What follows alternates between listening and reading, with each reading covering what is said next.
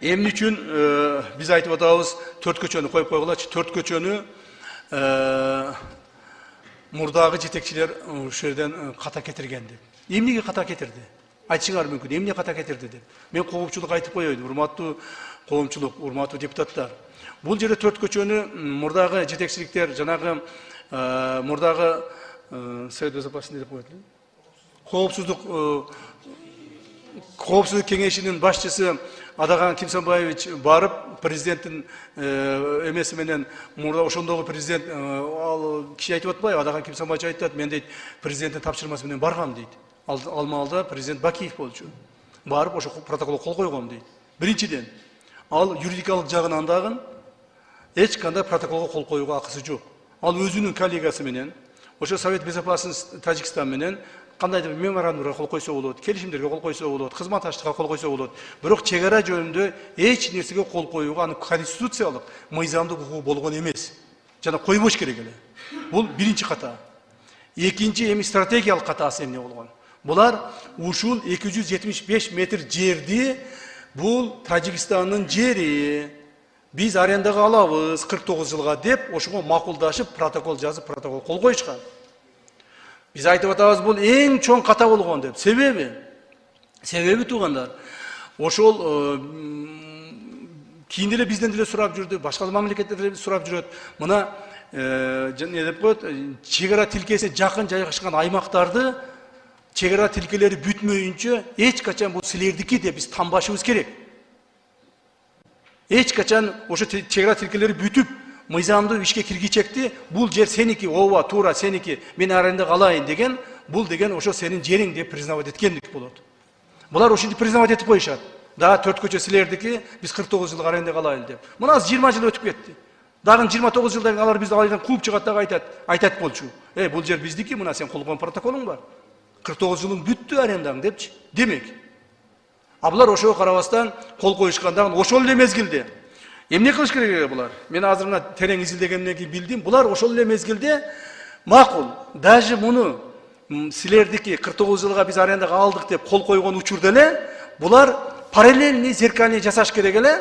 Бул баягы Ходжалоо Воруктун ортосундагы жолду биз арендага алайлы анда биз силерге арендага берейли деп ошону зеркальный жасаш керек эле. Жок, булар тигилерден арендага алгандагы өзүбүздүн арендага бербей койгон. Өзүбүздүн территорияны спорный кылып таштап коюшкан. Көрсөтүлөчү мына бул Ходжалоо менен Воруктун эмес. Мына Аксайда. Мына могул жерден мынауга чейин, мына Варукка чейин, мына жолду. Хорошо, силер 4 көчөнү арендага бердиңер бизге, анда биз дагы силерге мынау көчөнү арендага беребиз деп туруп арендага бериш керек эле. Ошондо зеркальный болуп калат эле. А булар болсо, мына биз азыр границаны тактап бүткүчөктү, булар мынау жолду признавать этишкен жок. Мынау жерди Аксай айылын признавать этишкен жок. До сих пор айтып жүрүштү булар. Бул жер деген спорный территория. Бул жерде эч кандай чек ара жок, болгон эмес. Биз эч кандай документтер кол койгон эмеспиз. Аксайыңарды силер жакында эле алып келип алгансыңар. Көчүрүп кеткиле. Бул жер спорный территория. Бул жерди керек болсо ортосуна бөлөбүз, керек болсо бул жер биздики деп ушундай кылып атышты. Ушундай спорго жолду булар өздөрү берип койду, мурдагы жетекчилерчи. Көрдүңөрбү? Мына ошол маалда убактылуу чечүүнүн көздөп отурушуп, келечекке мына бизге 20 жылдан кийинки бизге оор турмуштап келип коюшту. Ошонун негизинде канчалаган балдарыбыз өлдү. Канчалаган конфликттер болду. Мына мен азыр жазып берди, канча ошонун негизинде ошол мурдагы жетекчилердин кол койгон протоколунун туура эмес протоколунун кол койгон негизинде стратегиялык катаны кетирген негизинде бизде 55 аскер кызматкери каза болду. 121 аскер кызматкери жарадар болду. 29 и 34. Так, 63 жаран каза болду. Так, 253 жаран жөнөкөй жай жаран жаракат алды. Көрдүңөрбү? Ошонун негизинде, ошо туура эмес жүргүзгөн саясаттын, туура эмес колгон протоколдун негизинде мына ушунчалык адамдарыбыз, 1000ге жакын адамдарыбыз страдать этти. Алар айтып атат, өткөн Адаган Кимсанбаевич айтып атат, бул протокол жөнлүү протокол да, муну менен жөн эле туалетке барып койсоңор болот, баяк кылып койсоңор болот деп. Туалетке бардырбайт экен да аны менен. Сенин колуң турат да жерде. Секретарь Совета Безопасности деп туруп, колуң турат да жерде сенин. Кантип туалетке бардыртат? Ошону ар бир жолугушууда мен бетиме такай берип, монтип мен ушу менен чабышып келдим да. Ошон үчүн 275 метр жерди мен нейтральный кыла албай, ошон үчүн мен булар менен чабышып тытышып келдим да. Мына конца концов, бирок биз аны признавать эткен жокпуз. Мен ошондо дагы айттым, мына биздин комиссия мүчөлөрү олтурат, биз ал протоколду признавать этпейбиз. Ал протоколду туура эмес адам, не соответствующий своим служебным обязанностям человек подписал. Так? Он этого не должен был делать. Анда алар айтып атышты, андай болсо, силер ушуну мамлекет аралык протоколго кол кое берсеңер, көрүнгөн адам келип, силер алар жооп атпайсыңарбы деди. Мына ошондуктан биз, урматтуу туугандар, требовать этип отурушту. Ошондуктан биз ушунун баардык делону изучать этип отуруп, ушулардын баарын анализдеп отуруп, анан кийин Мадумаровго чыккынчылык беренеси менен иш козгогонбуз. Чыккынчылык беренеси менен иш козгогонбуз. Бул чыккынчылык беренеси эч качан эскирбейт. Керек болсо, азыр дагы алып келип камап койсо болот. Мындан кийин да камап койсо болот. Мына чыккынчылыктын эмеси каерде жаткан өзөгү. Түшүнүп алыңыздар ушуну. Чыккынчылыктын өзөгү ошол 275 метр жерди тажиктердики деп признавать этип, 4 көчөнү берип койгондугуна жаткан. Ошол эле мезгилде биздин Аксайга кеткен жолду, Варфка кеткен жолду алар тажиктерге биздики деп признавать этире алган эмес. Мына чыккынчылык. Ошондуктан, урматтуу туугандар, бул жолдордун историясы ушундай. Мына 4 көчөнү берчи мага. 4 көчөнү мен айтып коеюн.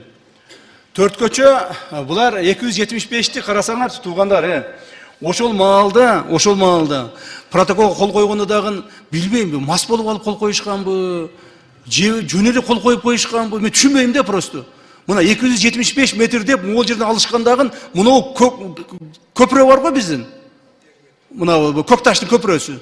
Мына биздин көпүрө бар, ушу көпүрөнү кошуп туруп кол коюп беришкен, Мына 275 метр мынерге чейин келмек. Мына мынерге чейин келип, мынерден кошуп көпүрөнү кошуп туруп, буларга полный доступ кылып, мынаяка Саманьон док майылдарына доступту беришкен дагы, кол коюп беришкен. Көпүрө дагы буларга өтүп кеткен. То есть көпүрөнү биз курган көпүрөнү дагы биз булардан арендага кайра алат экенбиз да.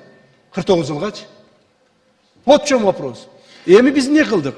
Ушул 275 метрди биз кыскартып көпүрөнү өзүбүзгө калтырдык. Мына көпүрө бизде калды эмичи. Эми 253 метр болуп калды мына бул. 275 эмес, 253. Биз ушунусуна чейин көңүл бурдук. Себеби кантип биз көпүрөнү беребиз? Бул көпүрө деген стратегиялык көпүрө да биздикичи. Мына булар моңолдуп туруп 275-ке чейин келген эле бу жерге чейин.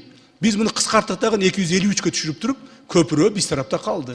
Көпүрөнүн ортосунан бөлөйлү, көпүрөнүн чекесинен бөлөйлү деп приблизительно бир 3-4 ай бир көпүрө үчүн жүрдүк биз, 3-4 ай. Нелерди гана кылбадык. Мен 2-3 жолу Тажикстанга барып келдим. Алар 2-3 жолу бул жакка келип кетишти. Жок көпүрөнү алабыз. 275 метр дегенсиңер, 275 метр макул. 275 метрди кол койгон булар. 275 метрди бизде арендага алгансыңар. Мына протокол дейт. А 275 метр не өлчөп келсек, дагы бир жолу айтам. Мен муну көбүрөөк айтып коюп атам, себеби силерге түшүнүктүү болсун деп атам. 275 метрни өлчөп келсек, көпүрө дагы буларга өтүп кетип атат.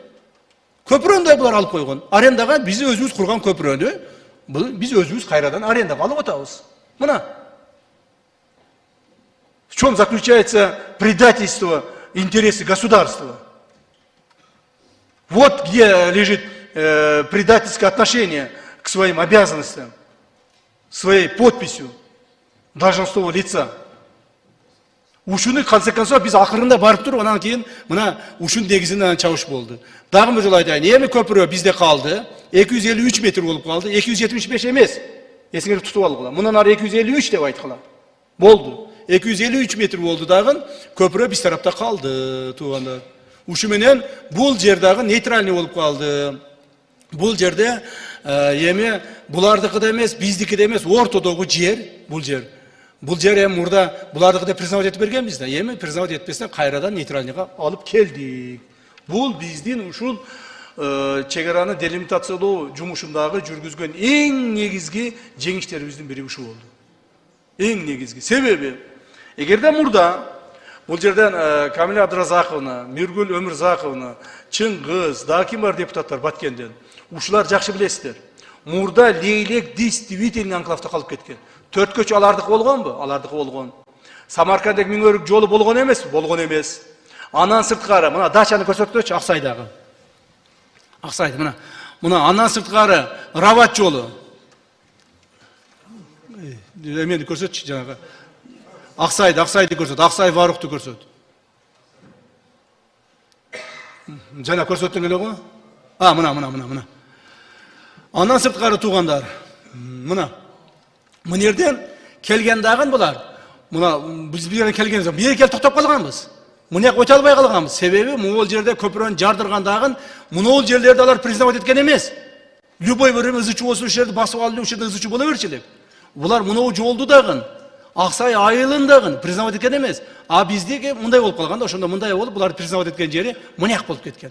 Мына Рават жолу дагы бул анклавда калып кеткен. Мурда Рават жолу дагы анклавда калып кеткен. Азыр бизде 3 жол бар. Эмеге Лейлек өтүүчү. Азыр айтып атышпайбы? Кече күнү эмеден бирөө айтат, жанагы интернеттен. Бул чечимди кабыл алгандан кийин Лейлек анклавда калып кетти дейт. Акылыңар барбы? Туугандар. Ошол айткан туугандарга айтып атам, мен депутаттарга айткан жокмун. Так? Кантип калып кетет?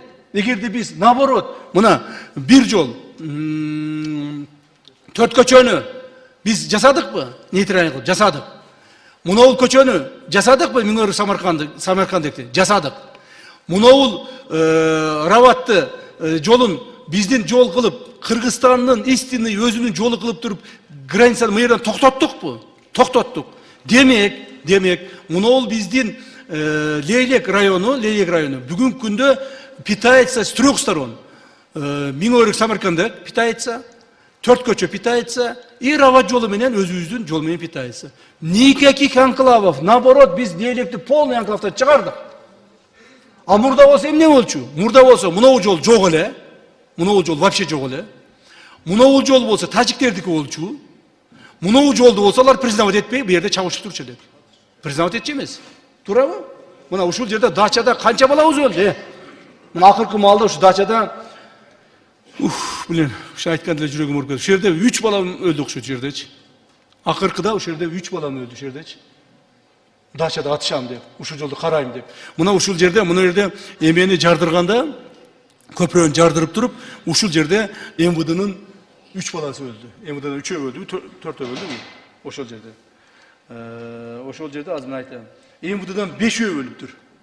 Ушу МВДдан 3-өө өлдү, менден 3-өө өлдү ушул жерде. Мына ушинтип, то есть мурда по-настоящему Лейлек анклавда болчу. Бул жол жок эле, вообще жок эле. Бул жол тажиктердики эле, бул жолду признавать этпейт эле. Азыр бүт бардыгын биз анклавдан чыгардык. 3 жактан чыгардык анклавдан. Эми мына жол менен кетсе Лейлектиктер 30 километрге тезирээк жетет. Мына жерде жол салып койгонбуз, уже жолду салып койгонбуз.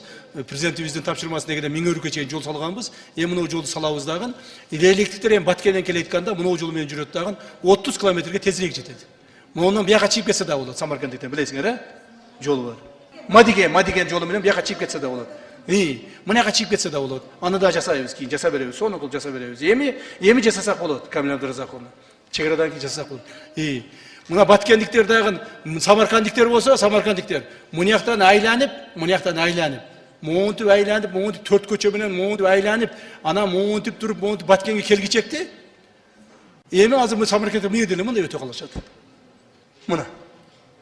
То есть бул дагы өтө чоң биздин жетишкендигибиз болду. Муну жетишкендикти эми конечно каалаганда бардыгын өзүң алып койгуң келет, баарын өзүң кылып койгуң келет, бирок өтө кыйын болду. Кыйын, кылыш да кыйын, сүйлөшүш да кыйын, талаш тартыш да кыйын. Бирок ушуга көндүрүп аттык, акырын көндүрүп, ар түрдүү ыкмаларды колдонуп, Султанбай Абдырашидович билет кандай ыкмаларды колдонуш керек. Ошону колдонуп жүргөккө акыр эптеп ушу көндүрдүк. Мына жолдун эмеси таржымалы ушундай. Айтыңыздар. Камчы Кылчаевич, рұқсат берсеңиз. Урматтуу депутаттар, танапис убага келип калыптыр. Ошон үчүн танаписи жок иштеп, сунуш түшүп атат, танаписи жок иштейли деп. Ошол сунушту мен Кичине калды. Добушка коем. Ушул маселе бүткүчөктү толук кандуу танаписи жок иштегенге сунуш түштү, ошол сунушту добушка коем. Макул деген депутаттар добуш берип койсоңуздар. Баары макул, каршы жок. Рахмат, Камчы Кылчаевич, улантып берсеңиз. Мына бул жерде мен жазып коюшту, жазгандарды окуп берейин да мен. Мына ушул Аксуу Исфара, булар Аксууну, мына бул Аксууну. Булар Исфара деп документтер көрсөтөлү деп, бул үчүн дагы укмуш талаштык. Бир сөз менен көрсөтөлү, Исфара дарыясы деп коелу болду деп. Мен айтым, нет. Бул биз Аксуу дарыясы дейбиз. Силер Исфара деп жаза бердиңер документтериңерге. Биз Аксуу деп жазабыз документтерибизге. Деп Аксуу деп жаздырдык акырыч. Ал биз жазабыз Аксуу Исфара деп жазабыз скобкага. Булар Исфара Аксуу деп скобкага жаза турган болушту. Аксуу Исфара дарыясына курулган көпүрө биз тарапта калды. 6 ай талашып жүрүп араң макулдаштык. Ушу көпүрөнүн, Көкташтын көпүрөсүн, туугандар. 6 ай талашып жүрүп араңды макулдаштык. Мурда 4 көчөдөгү жолдун узундугу 275 метр болчу. Азыр ал 22 метрге кыскарып, 253 метрди түзүп калды. То есть көпүрө биз тарапта калды. Буга мен ойлойм, биздин көкташтыктар, бүткүл эле лейлектиктер, баткендиктер өтө чоң ыраазы болот деп. Мында Дача-Капчыгай автожолун тажик тарап куруп пайдаланат. Ал эми Миңөрүк Самаркандык автожолун кыргыз тарап куруп пайдаланат. Ар ким өзүнүн жолун курсун дедик. Мурда бир келишимибиз бар эле, общий курабыз деп. Көрсөк общий кура албайт экенбиз. Булар өздөрүнүкүн өзү курсун, биз өзүбүздүкүн өзүбүз курайлы. Бардык одинаковый расстояниясы бирдей эле. Жол. Дача-Капчыгай автожолунун астынан Капчыгай айылынын тургундарына жайытка чыгуу үчүн 10 даанадан ашык мал жана техника өтүүчү туннелдер каралган. То есть баягы Капчыгайды көрсөтүп койгулачы. Жолду көрсөтчү. Мына. Мына Капчыгайлыктар мына жака эмеге жайлоого чыгат, малга чыгат, чөпкө чыгат, туурабы? Мынаяка. Ошондо мына жол курулуп калса, биз кантип чыгабыз деген суроолорду коюшту. Ошо суроолордун негизинде биз могул жерлердин астынан бир эми ал проектлерде көрсөтүлгөн болуш керек, удобный жерлерден 10 чакты туннелдерди жасаттык. Машина өтөт, чөп ташыса болот, мал айдап өтсө болот, просто нарак-барак өтсө болот. Шуну жасаттык. То есть Капчыгай элинин дагы эмесин оюну, Аксай элинин оюну дагы бул жерде эсепке алдык. 4 көчө жолун тараптар талаптарга ылайыкташтырып биргеликте пайдаланат. Ал жолдун 10 метр полотносу, эки жагынан 15 метр коопсуздук тилкеси баары нейтралдык статуска ээ болду. 4 көчө. Мына туугандар, мына бул 10 метр полоса, полотно дороги деп коет, не деп коет, кыргызча не дейт билбейм. Ушул полотно дороги. Эки жагынан биягынан 15 метр, биягынан 15 метр коопсуздук тилкелери болду. Ошол жерде отуруп мына бул бардыгы нейтральный болду. Мурда ушунун бардыгы мына жерлер билбеген, мына жерлер биздики болчу мына. Мына жерлер биздики эле. Бирок мына жерлердин бардыгына тажиктер отурган. Мына жерлердин бардыгында тажиктер отурган. Ушунун бардыгын алдырабыз, үйлөрдү баарын алдырабыз, бул жер нейтральный болуп калат. Всё. Аталган жолдорду куруу менен Лейлек районуна жана Сүлүктүү шаарына транспорттук каттамдарга шарттар жакшырат. Тактап айтканда, Миңөрүк Самаркандык автожолу ишке берилгенден кийин Баткен Аразак багыты боюнча каттамдын узундугу 30 километрге кыскарып, жарандарга эл аралык келишимдин негизинде тоскоолдуксуз каттоо мүмкүнчүлүктөрү жаралат. Ошол эле учурда бул багытта 4 көчө жолунда пайдалана беребиз. Убагында муну айттым мен жазып коюштур, окуп коеюн. Убагында Адакам Адумар 4 көчө тажик тарапка таандык деп 49 жылга ижарага алып протоколго кол койгон. Ошол эле учурда Тумбадан Варухка чейинки автожол кыргыздарга таандык деп көрсөтүлгөн эмес. Эгерде ошону зеркальный көрсөтүп койгондо, Тумбадан Варухка чейин Аксаймен өткөн жол бул кыргыздардыкы, 4 көчө тажиктердики деп көрсөтүп койгондо бүттү эле. Укмуш сонун болмок. Ансыз булар бир тарапты көрсөткөн 4 көчө тажиктердики деген дагы, а биз тарапты карабай коюшкан. Аны караш үчүн аларды талаш керек эле, тартыш керек эле, барып алып эле арак ичип алып протокол кол коюп келе бербестен. Так, бизде ушул маалыматтар дагы бар.